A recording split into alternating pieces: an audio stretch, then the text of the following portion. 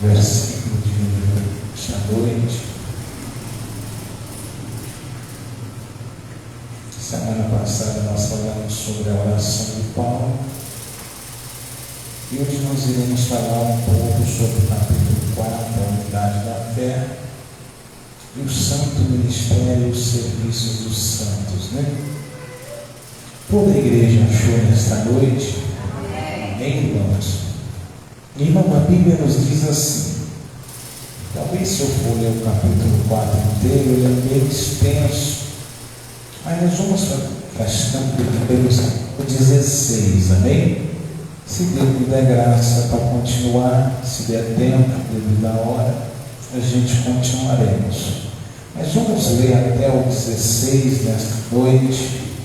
Eu vou estar lendo o número ímpar e a igreja me auxilia através do número par, amém? Em voz conjunta.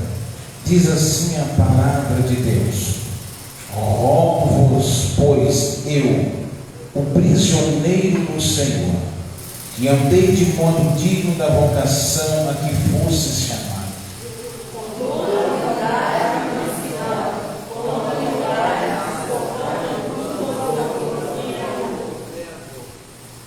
com toda a humildade e mansidão, mas não perdoe, esforçando-vos diligentemente por preservar a unidade do Espírito no vínculo da paz.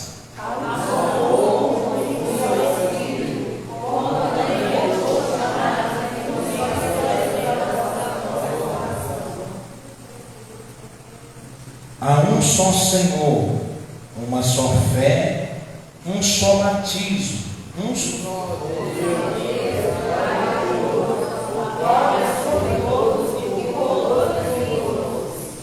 e a graça foi concedida a cada um de nós segundo a proporção do dom de Cristo.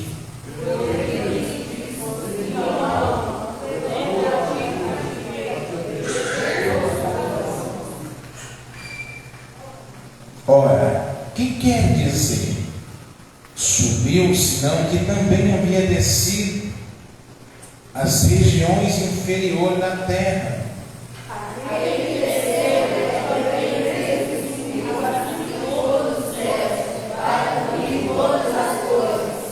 Ele mesmo concedeu uns para apóstolos, outros para profetas, outros para evangelistas, outros para pastores e mestres,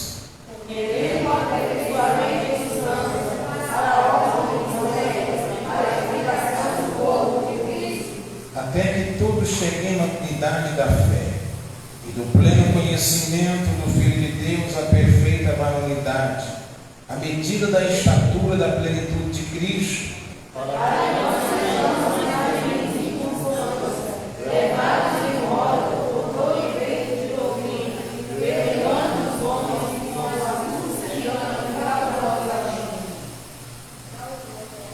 os irmãos leu 14, foi isso?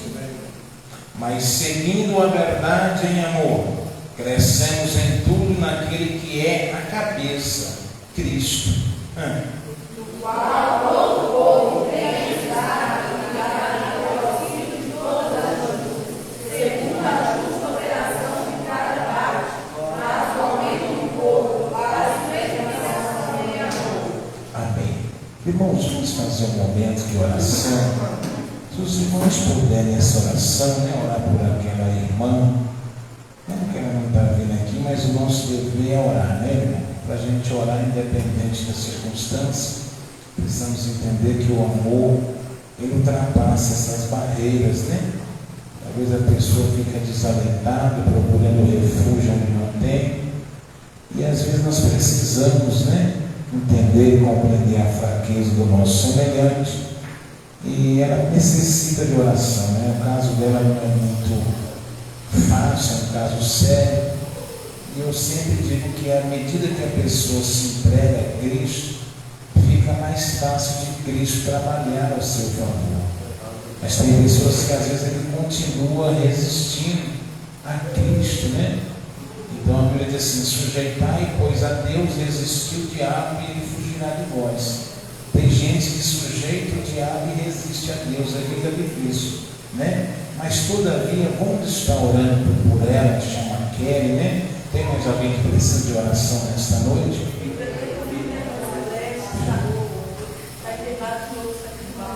A filha da irmã Celeste foi entubada no hospital, mais alguém?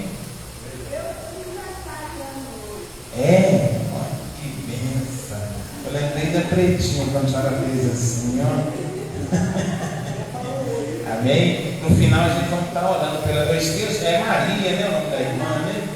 No final vamos estar orando pela senhora, tá bom? Mais alguém, irmãos? Amém? Vamos. Então vamos orar, né? Pelo filho da irmã Celeste, pela irmã Kelly.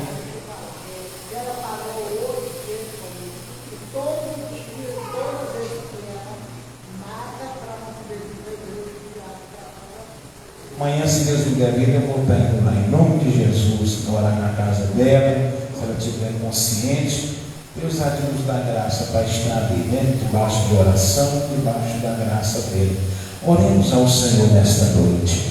Amado Deus e eterno Pai, Criador do céu e da terra, mais uma vez em oração, unidos à nossa fé, diante de um momento, Senhor meu Pai, tão singelo, preciso e oportuno, Senhor meu Deus, onde nós queremos rogar a Deus nessa noite, em nome do seu Filho Jesus Cristo, por essas almas, por essas vidas que estão, ó Pai, diante de uma dificuldade, de um dilema, Senhor meu Deus amado, tão triste, mas porém, Senhor amado, nós ainda acreditamos em um milagre. Eu apresento nesta noite a vida daquele nas tuas mãos, ó Pai, para que o Senhor tire daquela mente, daquele coração, ó, meu Deus, daquela alma a opressão maligna, meu Pai, que toda a hostilidade diabólica o Senhor venha jogar por terra, trazendo sobre ela, Pai, a libertação instantânea.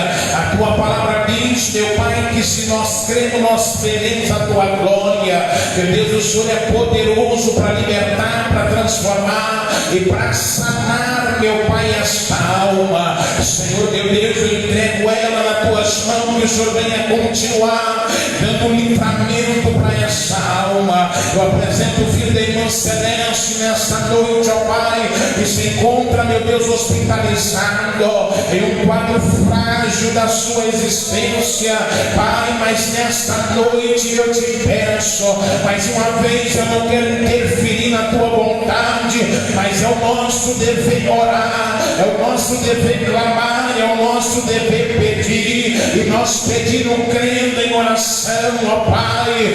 Então nesta noite visite ele nesta hora, Pai, que o Senhor possa conceder o livramento, repreende o espírito da morte, meu Pai, tira toda essa debilidade, meu Pai amado, que essa enfermidade tem trazido a esse coração, Pai, nesta noite, Espírito Santo, eu oro por cada um aqui presente, meu Deus amado, ó Pai, que entrou por essas portas, a nossa irmã Maria que completa mais um ano de vida, abençoa a vida dela, Pai, dá ela saúde, meu Pai, nesta noite, Senhor amado, eu apresento, Senhor eterno, a cada um das mãos do Senhor, fala conosco de uma maneira especial e santa, em nome de Jesus Cristo, amém, e graças a Deus, a igreja pode se assentar, em nome do Senhor Jesus Cristo, amém. Irmãos, quem tem acompanhado desde o início, né? E nós temos já abordado, creio eu que essa já vai para a quarta semana, que nós temos trazido o assunto referido a esse tema, né? A essa epístola de Efésios, onde nós já temos tirado diante do ensinamento muitas coisas que nos traz edificação, consolo, que nos traz também na nossa alma, né, aquela confiança de poder entender os desígnios e os propósitos que Deus estabelece pela sua igreja. E quando nós olhamos, né, não precisa eu voltar lá no início, mas hoje eu quero falar sobre o capítulo 4. Nós falamos já do capítulo 2, né, do capítulo 1, capítulo 2. O 1 fala da eleição, da predestinação. O 2 nós falamos sobre a salvação por meio da graça. No 3 nós falamos da necessidade que Paulo sentia de ver com que judeus que estavam ainda presos, ao Antigo Testamento, à Antiga Aliança, se manter unido mediante os novos crentes da graça, por meio da crucificação do nosso Mestre. E por fim, no final, a partir do verso 14, Paulo faz aquela oração, tomando o nome de toda a família que está no céu e que está na terra. Mas agora é interessante que, como nós já temos falado, é que esta epístola ela é denominada como uma epístola eclesiológica, uma epístola que mais fala sobre a igreja. Então nós, no princípio do capítulo 1, nós entendemos que Deus então revelou, que Deus então escolheu esta igreja, formou através do seu sangue, através da morte do seu filho, onde ele constitui Cristo como cabeça da sua igreja. Então agora a igreja é formada, como nós já falamos, por gentios e formada por judeus. Então de dois povos agora, mediante a graça, Deus fez um e forma a sua igreja. Então nessa questão dessa formação, dessa unidade agora compõe essa igreja, esse propósito maravilhoso que é chamado de mistério, que estava oculto no tempo. Agora nós iremos ver o funcionamento da igreja. Nós já falamos de alguns temas. Agora o capítulo 4 a gente vamos aprender sobre o funcionamento. Como que funciona a igreja? Aí você vai começar a compreender nesta noite os desígnios de Deus. Como que Deus, na sua sã e plena sabedoria, Deus arquitetou um plano tão perfeito, que é a igreja dele. Já que ela está formada, agora nós precisamos então entender como que essa igreja ela funciona, como que essa igreja ela se relaciona, como que essa igreja ela convive agora no seu contexto da sua coletividade, como que ela se desenvolve. E isso é importante, porque talvez para os dias que nós estamos vivendo, o que nós iremos falar chega até a ser um pouco contraditório, mas você vai ver à luz da palavra de Deus, pela a presciência divina, você vai compreender como que é e deve ser o funcionamento da igreja. Aí Paulo está dizendo assim no capítulo 4, primeiro tema que Paulo vai abordar até o verso 6, é a unidade da fé, pelo vínculo do Espírito. Mas como isso se dá? Paulo continua escrevendo: rogo, pois eu, prisioneiro no Senhor, que andeis de modo digno. Ou seja, Paulo ainda mediante o seu sofrimento, eu já disse que essa epístola está sendo escrita sobre a prisão que Paulo estava sofrendo. Mas agora Paulo está dizendo: eu, prisioneiro do Senhor, mesmo Paulo sendo preso, Paulo ainda tem um estima, uma consideração. O que ele está sofrendo é mediante o desígnio de Deus. Prisioneiro do Senhor, que andeis de modo digno. Este modo digno me chama muito a minha atenção. De qual a vocação que fosse chamado? Você ser digno de vocação e viver de um modo digno, isso significa de um valor suficiente. Ou seja, escute bem nesta noite, nós iremos compreender o funcionamento da igreja pela unidade, pelo vínculo do Espírito. Mas como que isso vai desenvolver? Qual que é o primeiro princípio ativo? Vocação. Você precisa ser vocacionado. Você precisa compreender para que você foi chamado. Qual é a sua responsabilidade estabelecida dentro do reino de Deus? Porque primeiramente você precisa compreender o que faz uma unidade, ela ser de fato estabelecida e executada dentro da igreja. Você precisa entender qual é o lugar, escute isso, qual é a posição que você deve se encaixar. Você já observou que diante dessa coletividade, cada um foi chamado com um propósito específico. Ou seja, Aqui ninguém tem a mesma vocação. Cada um tem uma vocação diferente. Vocação nada mais é do que um chamado específico. Pensou se todo mundo aqui dentro fosse pastor? Pensou se todo mundo aqui fosse profeta? Pensou se todo mundo aqui fosse apóstolo? Então tornaria de fato uma confusão. Então, o primeiro ângulo do funcionamento da unidade pelo Espírito Santo, você precisa entender qual é a posição que você precisa se encaixar. Escute bem, eu estou num culto de doutrina, num culto de ensinamento. Sabe o que às vezes faz a engrenagem rodar de maneira errônea ou até mesmo atrasar? É porque muitas das vezes existe peça que está fora do seu ideal. Existem pessoas que não estão cumprindo com o seu verdadeiro ofício, com a sua verdadeira vocação. Tem pessoas que até de fato quer, ele é vocacionado, mas tem pessoas que às vezes por não entender e não compreender, ele quer até fazer o que ele não foi chamado para fazer. E às vezes isso começa a trazer complicação dentro do convívio e do funcionamento desse corpo, porque esse corpo não pode trabalhar desajustado. Nós estamos falando de unidade pelo vínculo da paz, pelo vínculo do Espírito. Então, a primeira iniciativa que você precisa entender para manter a unidade da igreja, você precisa compreender qual é a sua vocação. Para que você foi escolhido? Para que você foi chamado? Para que você foi designado dentro do reino de Deus? Tem pessoas que ainda ele não descobriu. Tem pessoas que às vezes estão alguns anos dentro do Evangelho, mas ainda ele não conseguiu encaixar no lugar exato e necessário e preciso para que ele mesmo, para o seu próprio bem-estar, para o seu bom andamento, para que ele cresça, para que ele evolua, para que ele desenvolva. Tem pessoa que por estar fora da vocação, daquilo que Deus de maneira proposital estabeleceu para a sua vida, ele não desenvolve na fé. Entra ano, sai ano, e ele continua a mesma coisa. Ele não descobriu a vocação que ele tem. Um exemplo, vou te dar um exemplo aqui. Às vezes eu acho que mais a minha vocação é evangelista. Às vezes eu penso isso.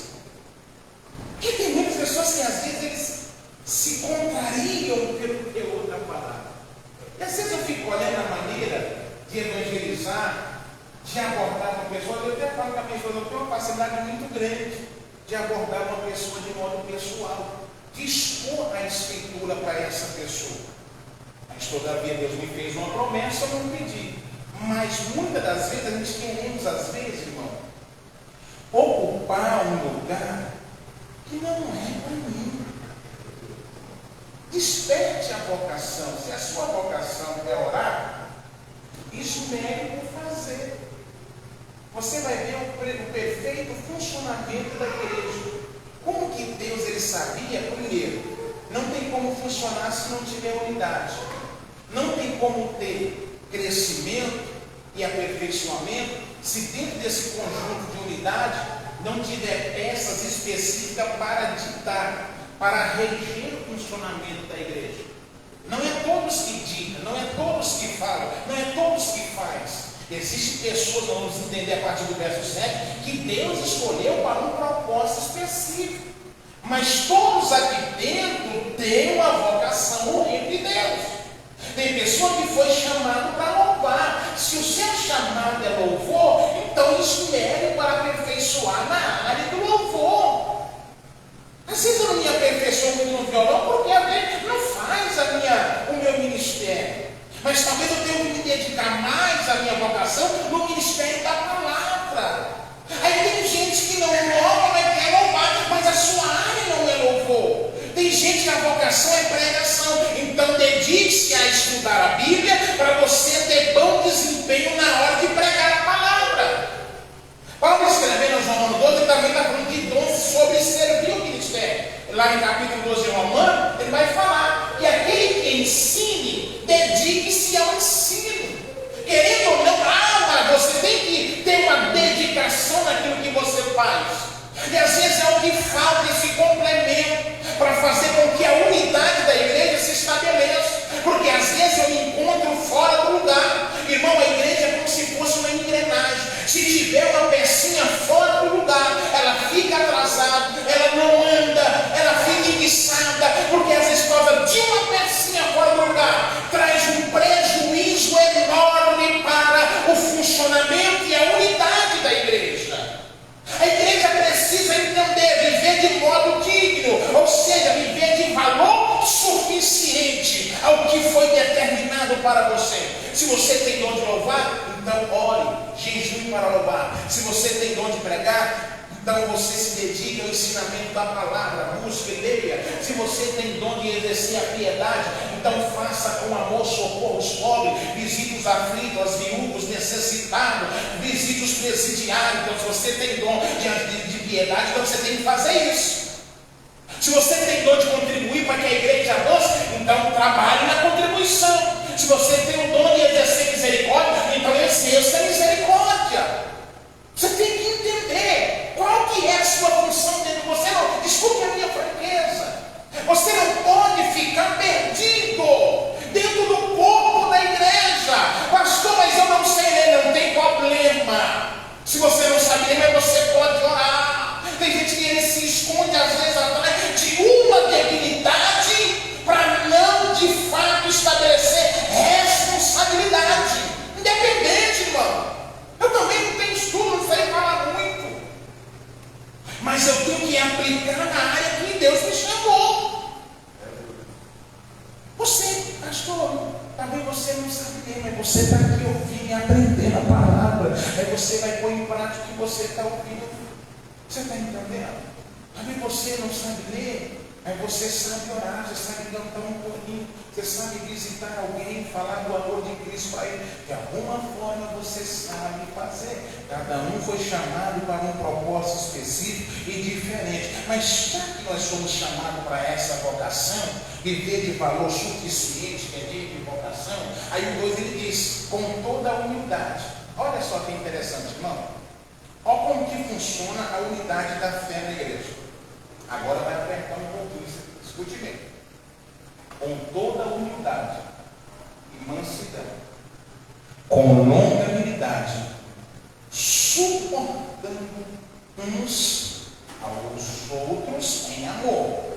Certo? Vírgula. 3. Esforçando-vos diligentemente por preservar a unidade do Espírito. Então você tem que esforçar. De modo nenhum você pode trabalhar contra para que essa unidade ela seja prejudicada ou desfeita. Eu falei que vai doer um pouquinho, mas eu estou falando da Bíblia aqui. Esforçando, vírgula, diligentemente, que é diligente, com meta, com obediência, com foco, com precisão, é diligente, por preservar a unidade do Espírito, no vínculo da paz. Aí de novo Paulo vai chamar a atenção para a unidade. Há somente um corpo e um Espírito, letra maiúscula, Espírito Santo, como também foste chamado numa só esperança de sua vocação. Cada um foi chamado na esperança da mesma vocação, que é o quê? A bendita e soberana salvação que nós aguardamos. Então isso é de fato. O propósito é único. Todo mundo está centrado no mesmo objetivo, focado no mesmo propósito. Aqui não é, escute bem, estou pregando Bíblia. Aqui não é lugar de nós inverter o valor da graça. Aqui não é lugar de nós inverter o valor das Escrituras. Nós somos de fato chamados numa só esperança, de uma só vocação, reino, eternidade. Eu não posso alterar o teor da palavra para satisfazer as minhas vontades alheias, como alguns têm mudado a graça de Cristo, transformando em libertinagem para fazer as suas vontades na terra. Não! Nós somos chamados numa só esperança. Nós, uma só. Unidade. Estou trabalhando na unidade da fé. Mas como que eu vivo nessa comunhão? Primeiro, humildade. Olha como que funciona a igreja. Olha só como que funciona a igreja. Mansidão, o amor, com longanimidade, ou seja, com misericórdia, suportando um aos outros em amor. O que é suportar? Se você suporta é porque talvez o oposto da palavra seria digno o quê? De resistência. De estar contra a sua vontade, contra a sua ética, contra o seu parecer, mas agora dentro do reino, nessa unidade formada pelo vínculo da paz, só que essa igreja que é formada pelo Espírito, que age sobre todos, só que cada pessoa aqui dentro é diferente um do outro. Só que cada um é diferente. Aí para você poder viver dentro da igreja, você tem que ter humildade, porque se você não for humilde, você não consegue viver na unidade da igreja. Se você não tiver mansidão, você não consegue viver, e a todos nós iremos ignorar.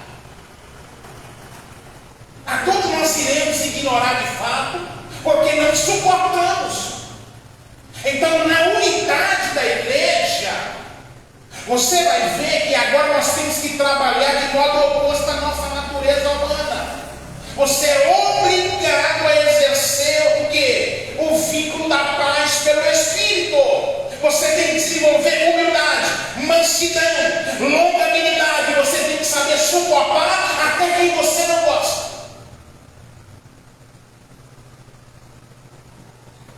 Isso é igreja.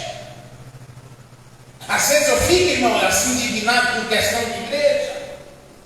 Nos dias que nós estamos vivendo, eu sei que está sendo gravado. Tem pessoas que às vezes ele não consegue desenvolver unidade de fé. Ele não consegue viver na coletividade da igreja.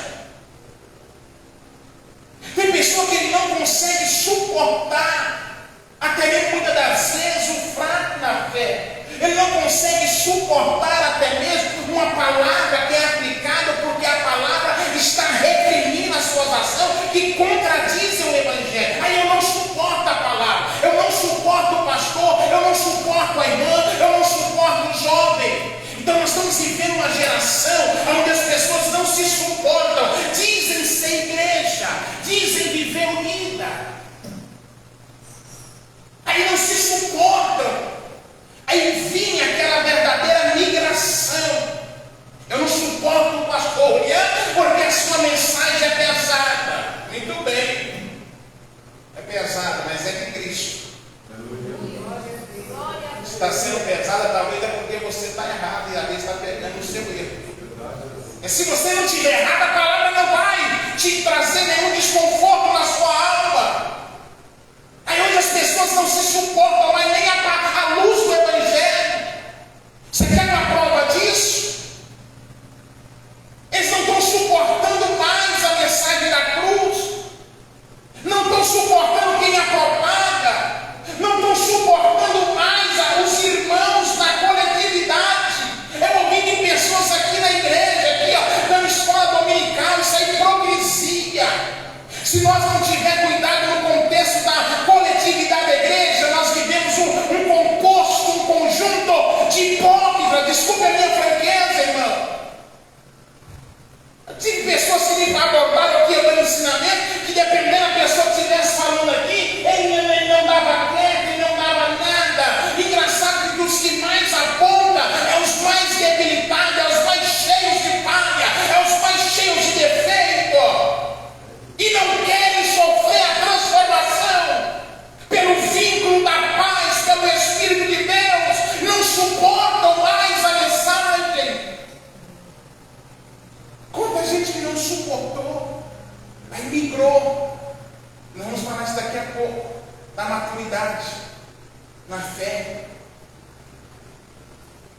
Você, irmão, se você não tiver humildade para viver dele, você não vive em lugar nenhum. Se você não tiver mansidão com o seu irmão, você não vive em lugar nenhum. Se você não saber suportar um irmão, tem hora que você é obrigado. Isso é Bíblia. Por mais que você talvez se sinta indiferente, coagido ou constrangido, ou indignado, algumas ações ou reação, dependendo, pode surgir da minha pessoa ou da sua para com a minha, dependendo da situação, cada ação existe uma reação, mas por amor de Cristo você é obrigado a suportar. Por amor de Cristo você é obrigado a suportar. Tem coisas que se você for colocar a sua razão, a sua arrogância à frente, você não vai viver no âmbito de igreja. Desculpa eu falo, eu vou falar isso aqui, mas eu estou no muito ensinamento. Tem hora que você vai passar por irmão e cumprimentar ele, sabendo que ele te falou mal de você, sabendo que ele te falou, te prejudicou pelas costas, mas você tem que suportar ele como igreja. Para que você que se não fosse, como que a gente vai viver? Seria bom não tivesse falado e não tivesse traído prejuízo para a obra de Deus. Se nós houvesse mais humildade, mansidão, e o verso 3 dizendo assim, isso aqui é muito preciso, porque a gente acha assim, não, nós temos que manter assim, pastor, indo não. Paulo está dizendo, sabe o que ele está dizendo, esforçando, porque é difícil. É ou não é? Verso 3, esforçando, porque se você não fizer esforço para amar o teu inimigo, você não vive em lugar nenhum.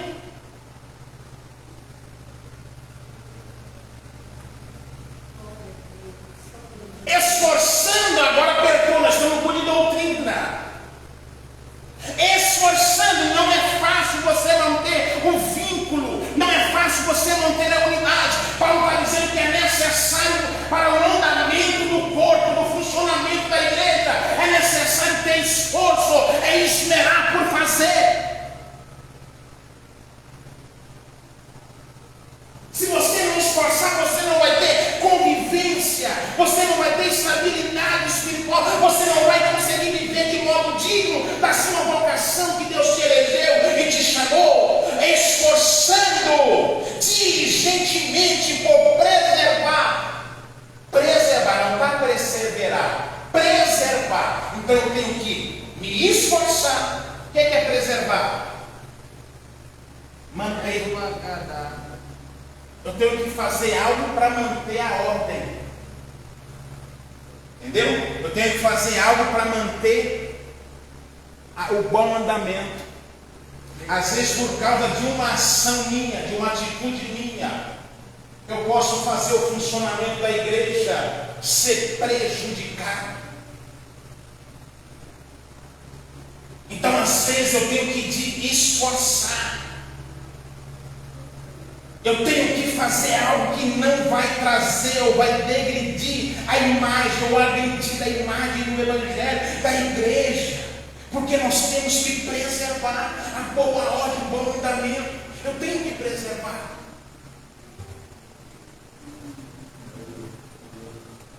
Por isso que eu falo, se você vê alguém falando mal da igreja, não dê ouvido. Porque tem gente que é assim. Vocês tinham escrito isso no meu celular. Se existe língua difamatória, é porque existe ouvido difamatório. Porque não vai existir uma língua para falar se não tiver um ouvido para ouvir. Talvez para você manter o funcionamento da unidade, você tem que lutar, você tem que preservar a ordem. Você tem que esforçar o máximo para que aquilo não prejudique. Ô minha irmã, porque tem gente que é assim, mãe, ele vê o negócio e coloca mais fermento. Ele coloca a lenha na fogueira. Por isso que ele falou assim: bem-aventurados pacificadores. Porque deles são o quê? O reino de Deus. Tem gente que é assim. Fulano chegou, em vez de ele apagar o fogo, ele coloca mais lenha. Ele não sabe preservar a unidade. E quando você vai ver, prejudicou a igreja. Quando eu estava conversando com uma pessoa e falou assim: pastor, ele nunca tinha pensado, ele da outra igreja e falou assim: para muitos eu não presto. Ele falou assim: pastor, eu já ouvi isso. Falei assim, eu não presto para quem é ímpio, para quem é injusto e para quem é errado. Mas para quem quer a verdade, para quem quer ser justo, eles estão me aguardando. Mas para a gente errada, eu não presto.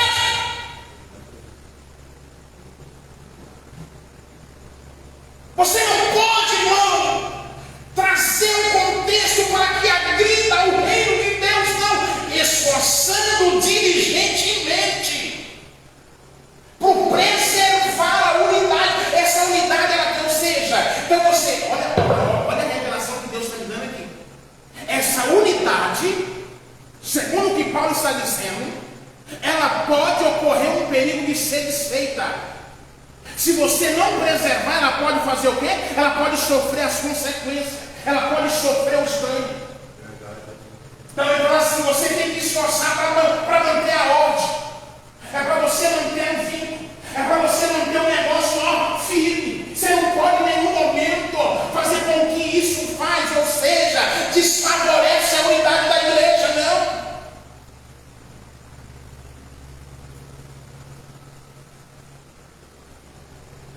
Porque ele diz esforçando por preservar. Porque às vezes, se eu não me esforçar, eu posso cooperar para a desastabilidade do reino de Deus. Eu sempre digo assim, que pode ser a maior instituição, pode ser a maior empresa, se ela não for unida, ela fracassa.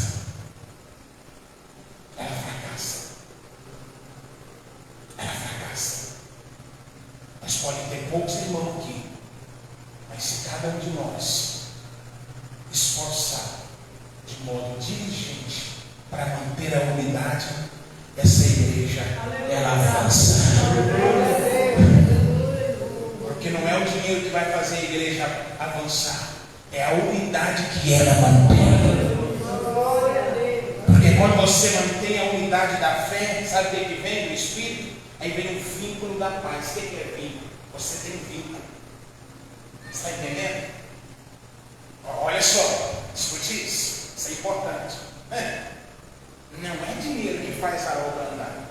Pensou se essa igreja fosse rica e nós tudo desunidos? Por isso que eu falo, irmão.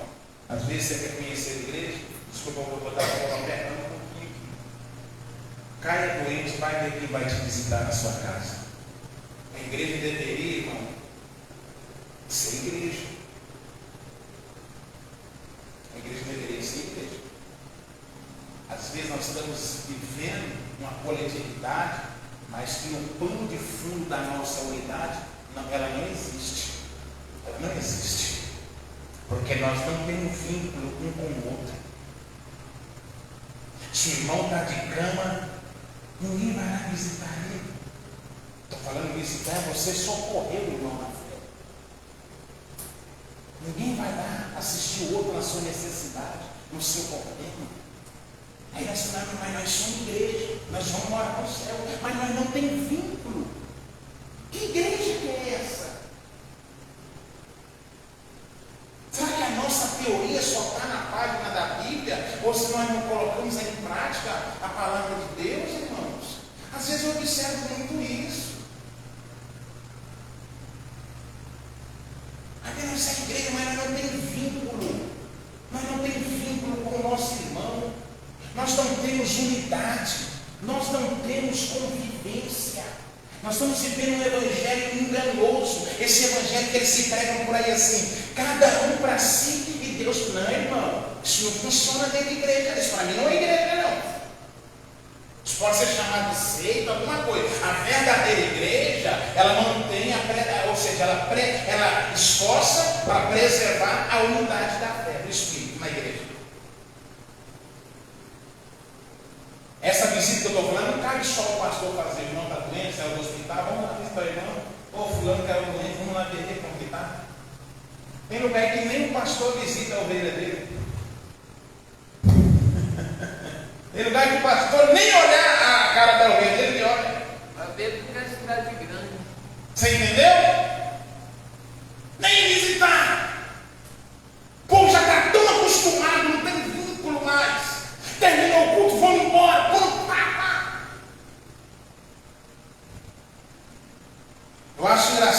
segunda epístola de João 3, o verso 16, escute o que João está dizendo.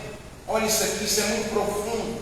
Segunda epístola de João 3, 16, deixa eu ver se é isso mesmo. Olha aqui, nisto conhecemos o amor de Cristo. Nisto conhecemos o amor, dois pontos. Que Cristo deu a sua vida por nós, vírgula, e que devemos dar a nossa vida pelos nossos irmãos.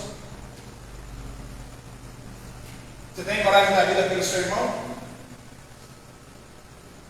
Você visita mesmo um irmão que está doente, você vai lá socorrer ele. Essa deveria ser a nossa verdadeira visita. Como disse a verdadeira religião é visitar os órfãos, as viúvas. Essa deveria ser a verdadeira visita. Você chegar lá para socorrer, para você levar uma palavra de consolo, de esperança, de paz. Não levar discórdia, não levar mentira, não levar contenda. Não levar o que não deve, é levar uma palavra de esperança. Está morrendo, eu vim aqui, meu irmão, mesmo que ele está morrendo, mas Jesus é a ressurreição e a vida. Está doente, fique em paz, Jesus pode te dar saúde. Para essa visita, não importa o que você vai fazer, vai lá socorrer, vai lá ver como está seu irmão na fé. Mostre o seu vínculo, mostre que você é igreja, que você é um organismo vivo. Você não vive separado aqui, não. Aqui Deus está nos mostrando o funcionamento da igreja. Porque no 5 ele diz assim: há um só Senhor, uma só fé, um só batismo, um só Deus e Pai de todos, o qual é sobre todos e age por meio de todos.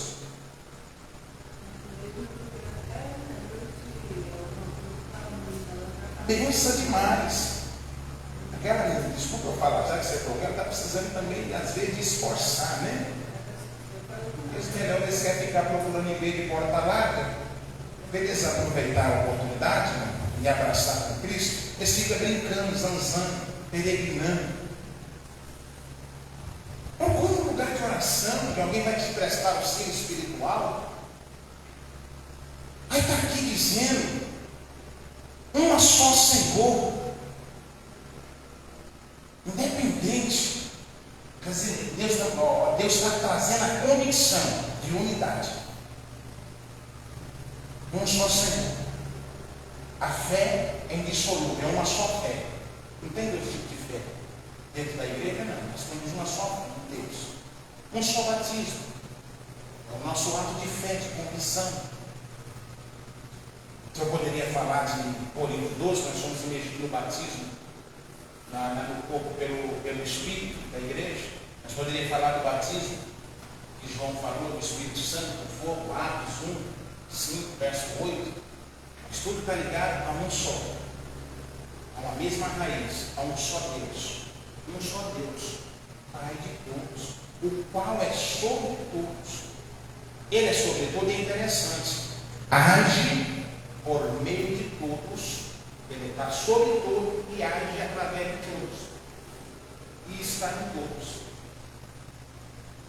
Interessante. Está sobre todos.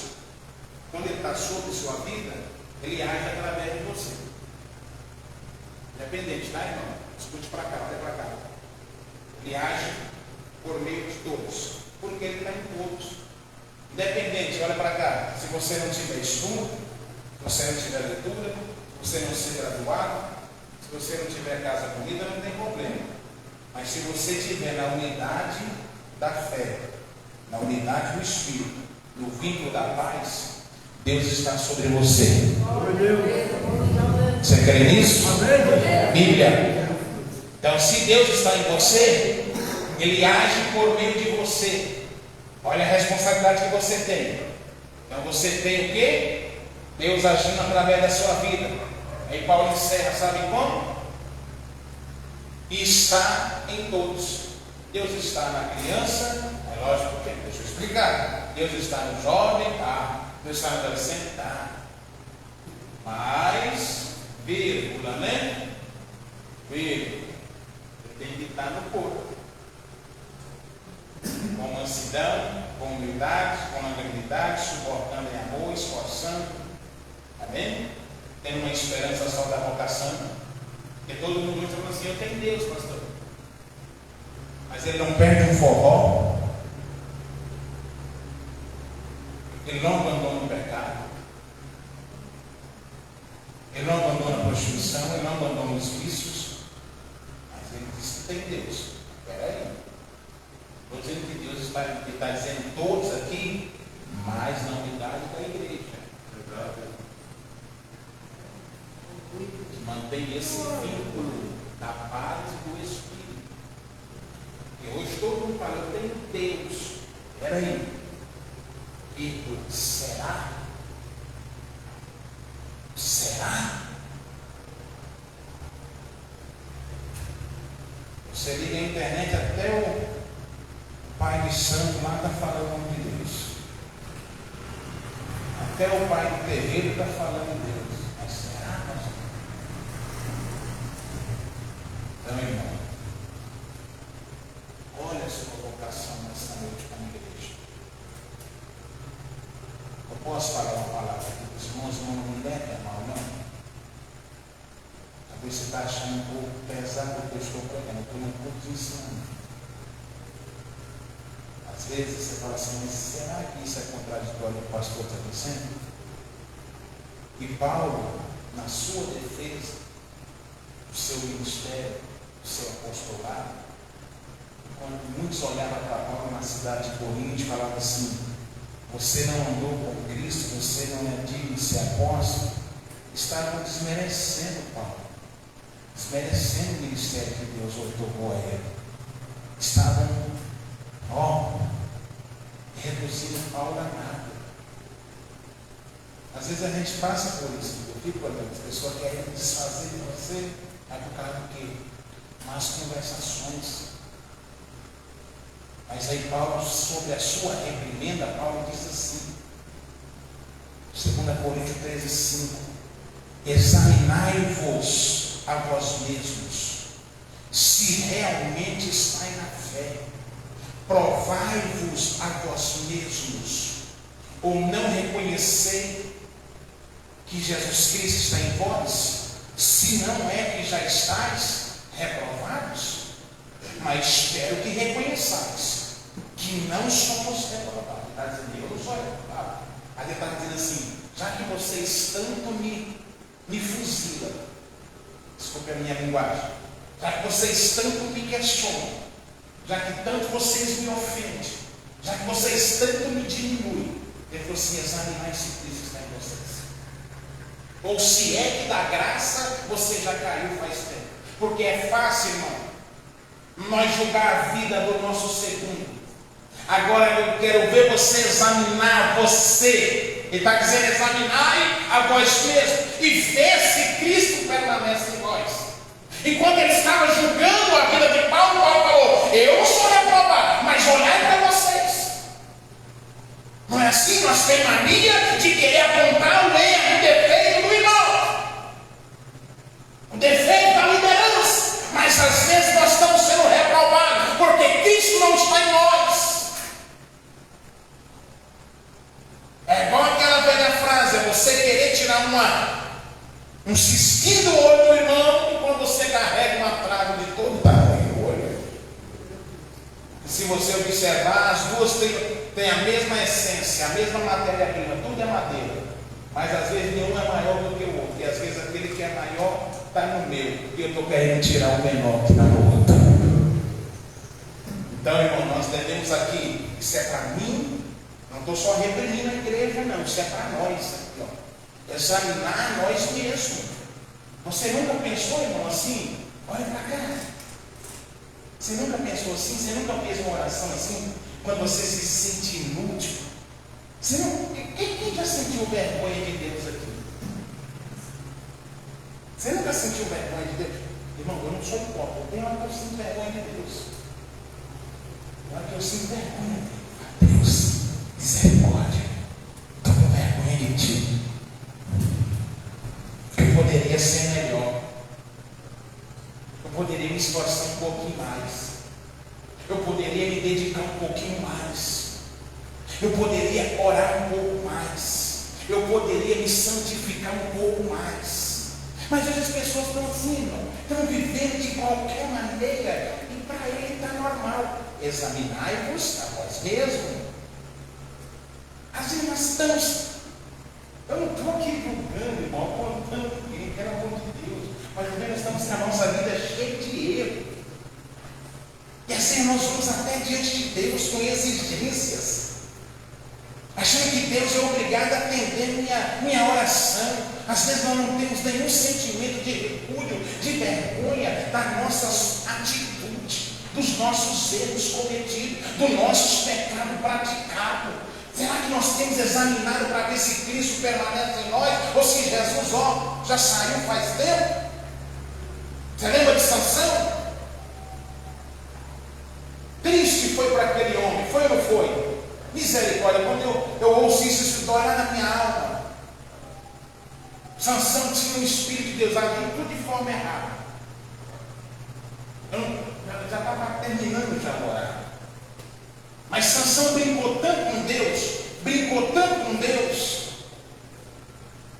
que no último estágio da sua prova, de amor por aquela mulher, ela conseguiu seduzir, fazer ele dormir nos seus braços. E ele revelou todo o seu segredo. Só que ela conseguiu tirar o segredo. Olha para cá. O segredo dele na terceira tentativa, não foi? Da última vez que ela importunou. Falou: você não me ama, porque toda vez você me engana. Tal. Porque todas as outras vezes que ela importunou, ele falou assim: faz isso e faz isso. Que ela fez. Quando ela falava vem, os inimigos vinham, que Sansão despertava, ele ainda estava com a força de Deus. Os inimigos vinham e acordavam. Os inimigos. Mas na última vez, você imaginou ele achando que estava com Deus? Quando ela cortou o cabelo dele, ele pensou, que ele estava com Deus igual das outras vezes. Sansão, seus inimigos lá vem! E o cabelo já tinha sido arrancado. Levanta! Quando foi, acabou. E acabou. Foi certo, glória. Quando se dão assim, um Sansão de cabelo rapado, um Sansão de cabelo cortado, sem força, não pode mais resistir à tentação, não pode mais resistir os desejos da carne, não pode mais resistir o mundo lá fora com as suas atrações, porque o adversário arrancou o segredo, descortinou tua alma. O mal nosso é esse, achar que Deus está conosco sempre. Deus tem compromisso com quem tem compromisso com Ele. Sansão vai ver seus inimigos, coitado demais. Não te esqueceu, eu não vi decepção. Não, brincadeira. O Espírito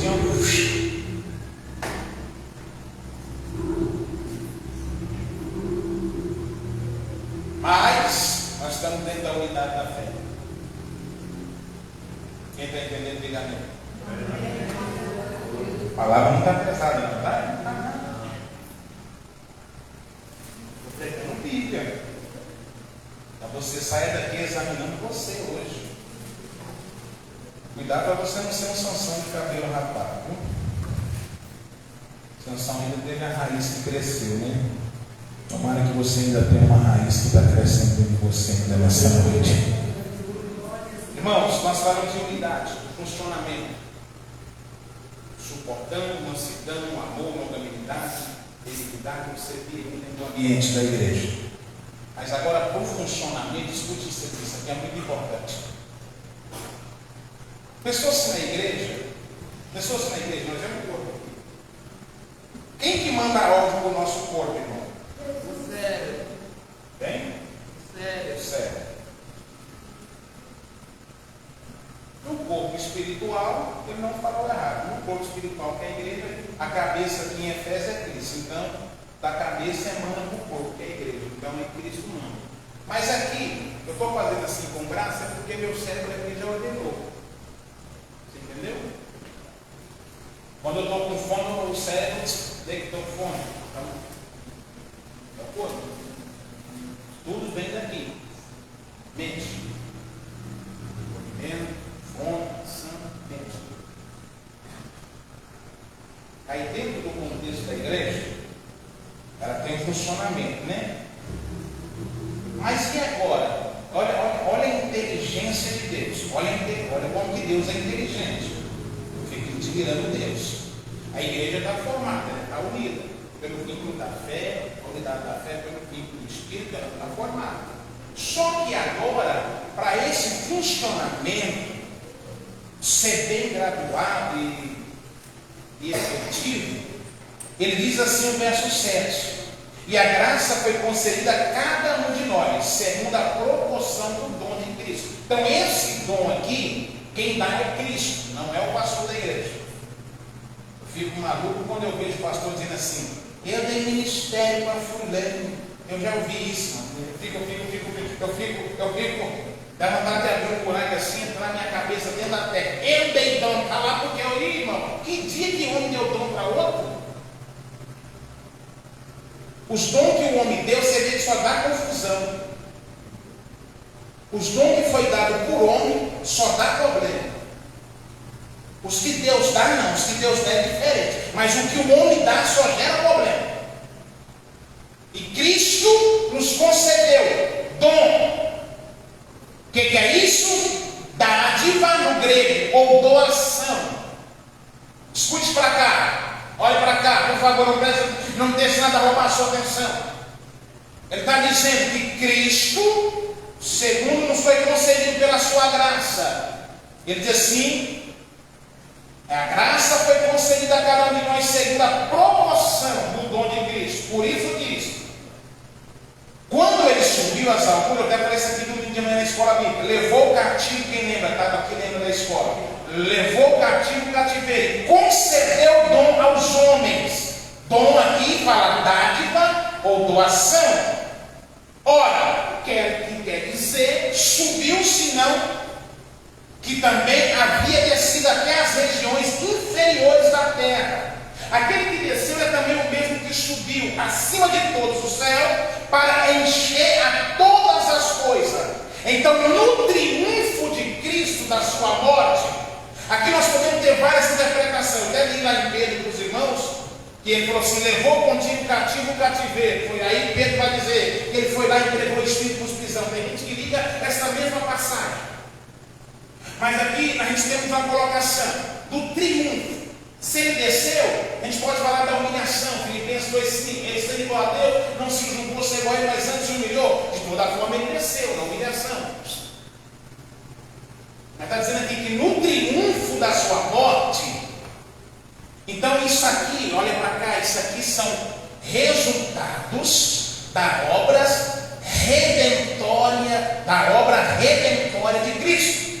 O que é a obra redentória? É o resultado do que Cristo fez. Ele desceu, morreu, sofreu, mas ele triunfou. Ele foi. Quando ele foi, então ele vai trazer agora o resultado dessa obra.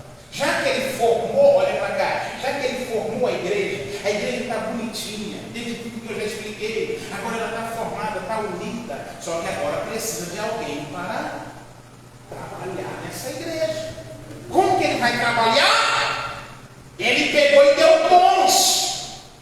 Ele doou algumas coisas para você, para mim, para outros. Aí ele vai dizer aqui, no verso 11: ele mesmo concedeu uns para apóstolos, outros para profetas, outros para evangelistas, outros para pastores e mestres, outros para exorcistas.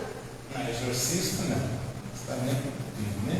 Diz assim, tem aquele que exorta, né? Não sei se é isso que o senhor está querendo dizer. Aí diz aqui, com vista ao aperfeiçoamento. Olha para você ver, Deus queria um negócio perfeito. A igreja está formada, só que agora ela precisa movimentar. Ela precisa ter as peças encaixadas no ditame certo. Aí Deus vai chamando para apóstolo. Quem que é o apóstolo? Apóstolo significa o enviado, aquele que vai, certo? Todos os dons aqui têm algo em comum. Todos esses dons estão ligados à palavra. O apóstolo ia, ele é o enviado, ele abria caminho, ele pregava o evangelho, Ele falava da salvação. Então o complemento, quem que complementava? Quem que é? O próximo, o profeta. Esse ofício do profeta aqui não é o na Bíblia do Antigo Testamento, que era aquele que tinha uma revelação do oráculo de Deus para trazer o povo ao arrependimento. Não, aqui estava associado à continuação do que o apóstolo tinha feito. Aí vinha o profeta e continuava na explanação da revelação da Escritura, falando. Então hoje no Novo Testamento, aquele que profetiza a palavra, ele é um profeta, ele está profetizando a palavra. Então aí você vai, o apóstolo envia, vai, abre, o profeta vem e continuar. Aí depois vem quê? Outros para o quê? O que é o evangelista? Olha para saber como que a igreja ela é completa. O que o evangelista faz? Evangelista. Ele é dotado do poder da evangelização, da pregação da palavra, de sinais, de curas e maravilhas. Isso é o evangelista. Aí o evangelista, olha que interessante, como que Deus é perfeito. Aí o evangelista vai, prega, ganha alma. Aí a alma vem para onde? Para a casa. Para a igreja. E quem vai cuidar da alma? O pastor. Pastor no grego significa aquele que fica de olho. Então aqui, alguns entendem que esse mesmo ofício é um só, pastor e mestre. Porque todo pastor é mestre, porque ele tem que ensinar isso. Logicamente que tem mestre que fez essa Bíblia de estudo, faz a nossa lição da escola dominical, dá o nosso estudo de teologia, o mestre, o doutor da palavra, né? Mas nesse contexto aqui, às vezes o doutor e o mestre é a mesma coisa. O pastor está ensinando. Então o evangelista vai ganhando e vem para dentro da igreja. Qual é o poder do pastor? Cuidar. O mestre, né? Ele vai cuidar, ele vai ensinar à luz da revelação da palavra. Eu tenho 5 minutos, olha só. Mas para quê, pastor? 12. Com vista ao aperfeiçoamento dos santos, para o desempenho do seu serviço, para a edificação do corpo de Cristo. Você sabe o que significa essa palavra aperfeiçoamento aqui? No grego? É como se fosse um braço quebrado.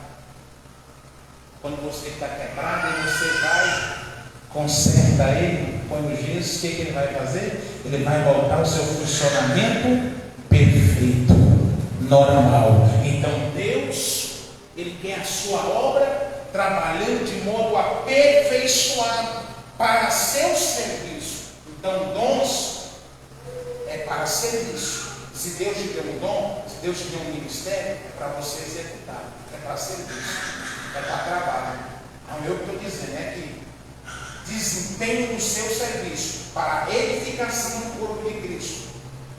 Aí nesse processo a igreja está formada, certo, irmão? Pastor, evangelista. Hoje tem um monte de falando que é apóstolo aí, né? Os apóstolos originalmente foram os que tem os 12 nomes lá nos muros lá da cidade, né? São originais. E hoje todo mundo quer ser apóstolo, quer ser bispo, quer ser pastores, eles veem um nome bonito atrás disso. Quando o ministro na vida era colocado no último lugar, humilhado. Hoje eles querem ser ovacionados. Mas tudo bem, a igreja está no aperfeiçoamento. Irmão, quem está entendendo esse capítulo 4? Não vai dar para internar ele. Não vai dar. Eu tenho 5 minutos, então a igreja agora está funcionando. Está unida, tem pastor, tem mestre, tem profeta, tem evangelista, tem doutor, não falta palavra, não falta revelação, não falta tudo ensino. Então a igreja está funcionando. Mas para que ela está funcionando? Verso 13. Até que todos cheguem, mais uma vez, à unidade da fé e do pleno conhecimento do Filho de Deus, a perfeita varonilidade, a estatura, a medida da estatura completa de Cristo.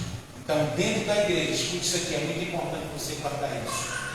Dentro da igreja, esse funcionamento aqui, você está sendo aperfeiçoado. A cada dia, eu e você passamos um processo para que nós chegamos à estatura completa de Cristo. Então, irmão, deixa eu te falar para você. Se você está dentro da igreja, se você faz parte do membro da igreja, você tem que ser aperfeiçoado. pastor, mas na igreja lá do fulano eles continuam tudo do mesmo jeito. O problema é deles. No corpo verdadeiro, igreja, você é aperfeiçoado. Eu sou aperfeiçoado até alcançar a perfeição na medida perfeita até chegar no céu. Agora, evangelho que não aperfeiçoa, evangelho que não muda, evangelho que não transforma, por favor, não me chame de evangelho isso. Não me chame isso de evangelho. Eu não considero. A gente fala assim, o pastor é muito radical. Tem cada estudioso da Bíblia, cada mente pensante. A gente voltar aqui os pais das doutrinas, tinha muitos que acreditavam que pessoas se convertiam e mudavam radicalmente, tinha outros que tinham uma contradição, que o negócio era lento. Nós entendemos aqui que é um processo de aperfeiçoamento. Mas eu penso assim, se você está na igreja, que é Cristo, que é o corpo dele, você tem que ser aperfeiçoado. Esse negócio de ser igreja, mas continuar fazendo as coisas do mundo, me perdoe, meus senhores e minhas senhoras. Aí você fala assim, pastor, mas é assim? Aí agora Paulo vai começar a falar sobre a santidade oposta à dissolução. Aí ele vai ensinar para nós aqui agora. Eu não posso ir para agora, aí eu vou continuar depois. Falei que eu vou concluir essa epístola. Aí agora Paulo vai ensinar. A igreja está em funcionamento, está em unidade, está toda perfeitinha, para uso e serviço da edificação, aperfeiçoamento. Mas agora, quem está dentro da igreja, sendo aperfeiçoado, Paulo vai ensinar ele algumas coisas. A santidade, que agora vai ser oposta à sua velha prática de vida. Sabe o que é isso? Paulo agora vai nos ensinar que a partir desse momento, quando você se torna igreja, a sua vida se torna oposta ao velho modelo de vida que você vivia lá atrás. Aqui Paulo está dizendo que nós temos que passar um processo chamado despojamento. Você vai ter que despojar seu velho homem para que você venha tornar uma nova pessoa segundo a imagem de Cristo.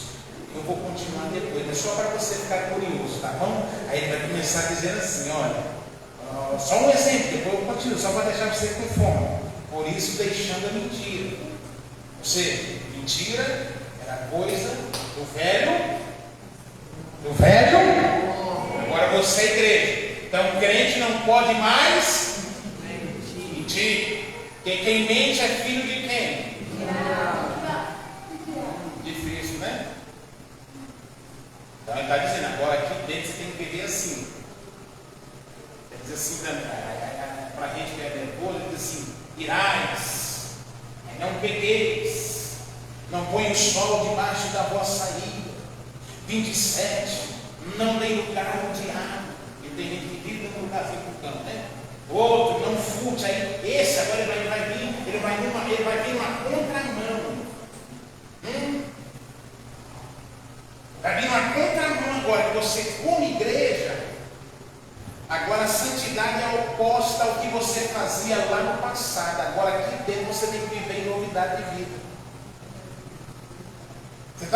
Aí nós vamos entender o que é doutrina. Isso aqui é doutrina fundamental, não pode ser mudado. Às vezes vocês acham que o pastor é radical. Eu vou explicar para vocês isso aqui. O que é doutrina fundamental? Está aqui, ó. Às vezes vocês acham que o pastor é radical, não. Isso aqui é doutrina. Por isso que muitos pastores não podem pregar. Está aqui, ó. Bom, para não encerrar, eles nós temos que crescer na plenitude. Por quê? Irmã Celeste tem que ir embora. Vou dar só 3 minutinhos, só para concluir aqui essa primeira parte do capítulo 4. Porque agora a igreja está sendo aperfeiçoada. Encerro aqui, verso 14. Olha para cá, isso aqui eu vou falar rapidinho. Isso aqui eu preciso falar. Aí a igreja agora está lutando para se tornar perfeita. A estatura que Cristo deseja. Olha, acompanha comigo aqui isso aqui, rapidinho, por favor. Deixa lá tirar tudo então. Para nós terminar junto, tá bom? Eu comecei junto com a igreja, quero terminar aqui com a igreja. Se tiver gente me ouvindo lá que se enquadra aqui, muda de vida, viu? Menino, 14. Para. Então a igreja está aperfeiçoada. Agora ela alcançou maturidade, crente maduro, maturidade. Está alcançando perfeição. Mateus 5,48. Seja vós perfeito como o vosso Pai que está no céu. Fala de aperfeiçoamento. Ele diz assim: para que não sejamos mais como meninos agitados de um lado para o outro, levados ao redor por todo o vento de doutrina, pela artimanha dos homens, que pela astúcia com que induzem ao erro. Mas o 15 ele diz: mas seguindo a verdade em amor, crescemos em tudo. Seguindo o que, irmão? Mentira. Seguindo a mentira. Seguindo o evangelho fácil. Seguindo o evangelho da porta larga. O evangelho que pode tudo. Seguindo a verdade de que em todo o corpo a igreja bem ajustada. Está vendo? A igreja cresce ajustada. Não é bagunçada não, tá? Não é bagunçada não, ajustada, consolidada pelo auxílio de toda a junta que está aqui, ó. Segundo a justa cooperação de cada parte, você que está aí, de cada parte, efetua o seu próprio aumento. Então você tem que gerar crescimento para a edificação de si mesmo em amor. Mas a maturidade, o que gera? Ele diz assim: não sejais como meninos. Já nunca não tem crente menino, tem? De brincar, tem crente que já roubou da igreja católica, já roubou esse pé todo. Aí ele volta de novo, aí começa tudo lá de baixo. Porque ele vem, bem assim, ó. Principalmente se for o pastor Juliano. Eles ficam tudo pulando de ganhar. Igual menino. O vento sopra, ele está indo. O vento soprou, eu vou para lá, que lá é mais suave. Seguindo a verdade. É Bíblia. Não é seguindo um homem, seguindo o evangelho porta larga, não. Tem gente que não tem firmeza, qualquer ventinho que sopra, eu vou sair, vou mudar de igreja. Misericórdia. Porque não está aguentando seguir a verdade. Fala, seguindo a verdade, não seja mais como um menino. Menino, aquele menino inconstante. Eu expliquei aqui domingo. Você dá um brinquedo com a criança, ele pega com entusiasmo, brinca, quebra. Amanhã ele olha para o brinquedo e não quer nem graça. Aquela menina é inconstante, a gente que é inconstante, um dia está no fogo puro,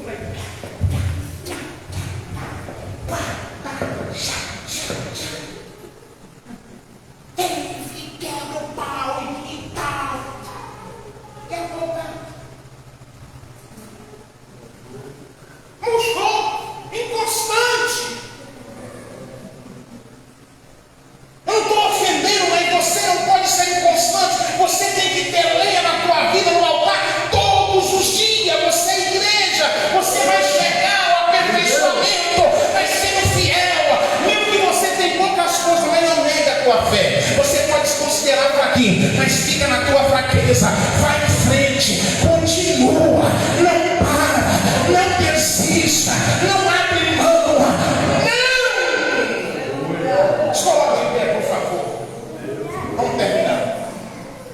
Porque talvez, irmão, você pode querer se ofender com isso. Não se ofenda com a verdade. Talvez você pode pensar assim: eu já pensei isso.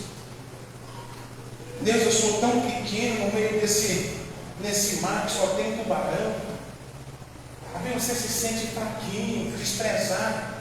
Continua na tua fraqueza. Continua na tua perseverança.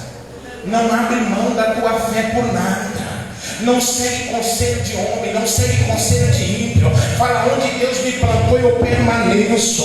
Talvez o que está aí agora não faz muita minha vontade, mas eu permaneço porque eu estou firmado em Deus, estou firmado em Cristo.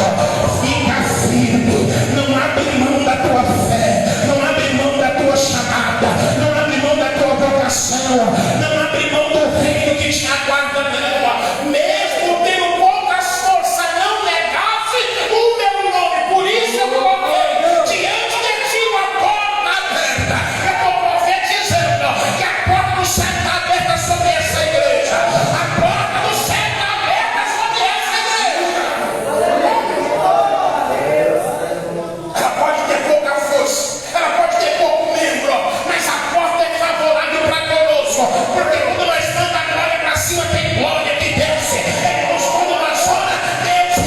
pode ser sinal que Deus é favorável para conosco. Eu teria preocupação se eu pregasse aqui e Deus não falasse. Eu teria preocupação se você pregasse aqui e Deus não te ouvisse. Não, mas você louva, Deus derrama a graça, você prega, Deus nos sente a presença de Deus. Isso é importante, é sinal que o céu está aberto sobre essa congregação. Eu oro com você nesta noite. Sexta-feira nós temos culto, domingo, escola dominical. Eu aguardo por você. Não escandalize por essa. Até alguém, irmão, com sinceridade, se escandalizou por essa palavra. Eu preguei o que está ali. Não sai nem um momento.